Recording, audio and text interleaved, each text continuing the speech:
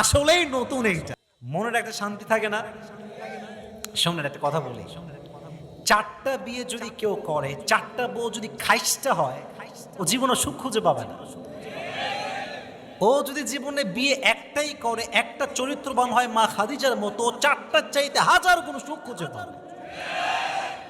একজন যুবককে আমার দরকার যার বউটো কেউ নাই, সামনে শীতকাল, খুব কষ্টে আছে সে দাঁড়িয়ে তিনটা তাকবীর দিবে বাঘের বাচ্চার মতো। কে আছে দাঁড়িয়ে যাও।